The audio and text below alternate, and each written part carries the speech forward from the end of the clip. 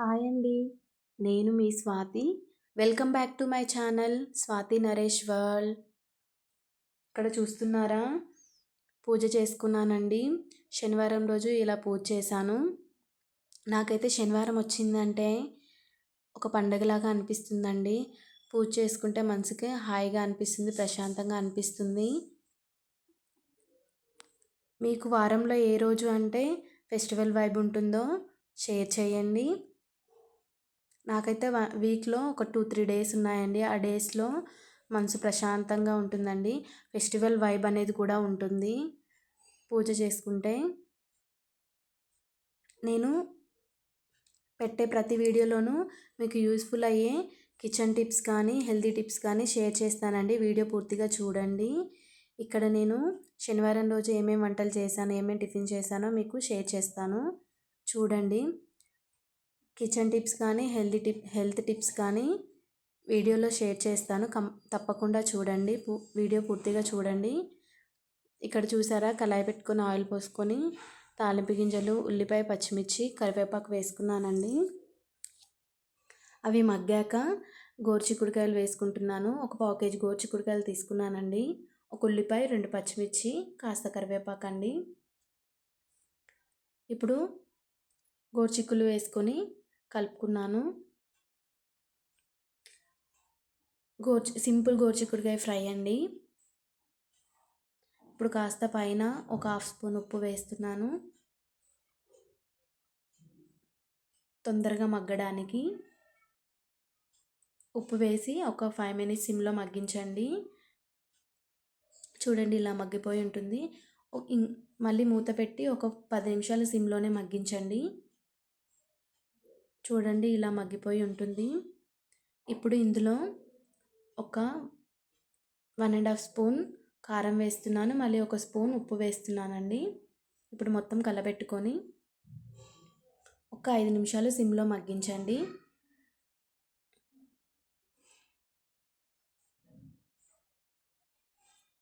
ఇలా ఫ్రై అయి ఉంటుందండి.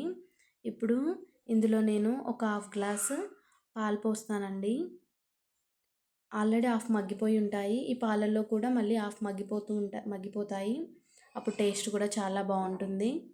ఒక్కసారి ఇలా అనుకొని కలబెట్టాల్సిన అవసరం లేదండి, మూత పెట్టేసుకోండి. ఇలా చూడండి ఎంత మంచిగా మగ్గిపోయి ఉంటుందో.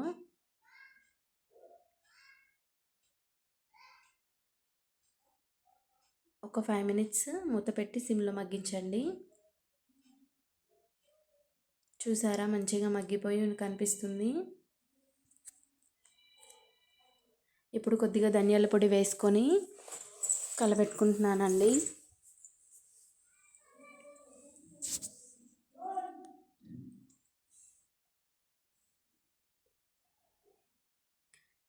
ఒక 1 మినిట్ ఉంచేసి దింపేయడమేనండి. గోరుచిక్కుడు ఫ్రై, సింపుల్ గోరుచిక్కుడు ఫ్రై రెడీ అయిపోయింది. ఇక్కడ మా వారి కోసం, నా కోసం టీ పెట్టుకున్నామండి. అలాగే నెక్స్ట్ ఉప్మా చేయబోతున్నానండి. ఈ వీడియోలో మీకు చెప్పాను కదండి టిప్స్ చెప్తానని. చూసారా అండి, నేను అన్ని స్టీల్ కడాయిలు కానీ స్టీల్ బౌల్స్ కానీ యూజ్ చేస్తున్నాను. చాలామంది ఇంకా అల్యూమినియంనే వాడుతున్నారంటే, మన భాషలో చెప్పాలంటే రాతండి గిన్నెలనే వాడుతున్నారు. అవి వాడకండి, హెల్త్కి మంచిది కాదు. స్టీల్ గిన్నెలలోనే వాడండి. అన్నం వండుకోవడానికి, కూర చేసుకోవడానికి, దేనికైనా కానీ స్టీల్ బౌల్స్ కానీ గిన్నెలనే వాడండి. నెమ్మదిగా కొనుక్కోండి. ఫస్ట్ ఒక బౌల్, ఒక అన్నానికి ఒక గిన్నె, కర్రీకి ఒక గిన్నె కొనుక్కోండి. అన్నీ ఒకేసారి ఏం కొనుక్కోవద్దు, అప్పుడు మీకు తెలుస్తుంది. మనకి డీమార్ట్లో కూడా వస్తున్నాయి కదండి, ఒక బౌల్ కొనుక్కొని చూడండి.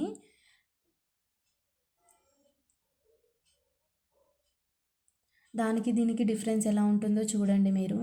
హెల్త్కి కూడా మంచిది కదండి. స్టీల్ కడాయిలు వాడండి. స్టీల్ కడాయిలను వండేటప్పుడు సిమ్లో పెట్టి వండుకుంటే ఆహారం కూడా టేస్టీగా ఉంటుంది కదండి.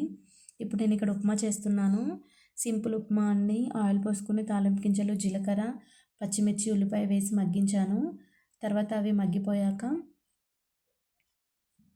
వాటర్ పోసానండి. వాటర్ మరుగుకొచ్చాక రవ్వ వేసాను, గోధుమ రవ్వ వేసానండి. ఇప్పుడు ఒకసారి కలపెట్టుకున్నాను. మంచిగా ఉడుకుతుందండి. ఇక్కడ పాలు కూడా వేడి చేస్తున్నాను మా పిల్లల కోసం. చూడండి మంచిగా ఉడుకుతుంది. ఉప్మా అయితే మా పిల్లలు ఇష్టంగా తింటారండి.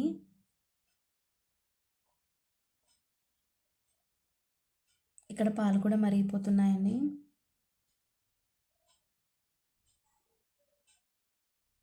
చూసారండి, శనివారం రోజు నేను చేసిన వంటలు వేడి వేడి రైస్ అండి, గోరుచిక్కుడుకాయ ఫ్రై సింపుల్ గోరుచిక్కుడుకాయ ఫ్రై చేశాను. చాలా బాగా వచ్చిందండి. అలాగే ఉప్మా చేశాను. ఈ వీడియో నచ్చినట్లయితే లైక్ చేయండి. Thank you for watching.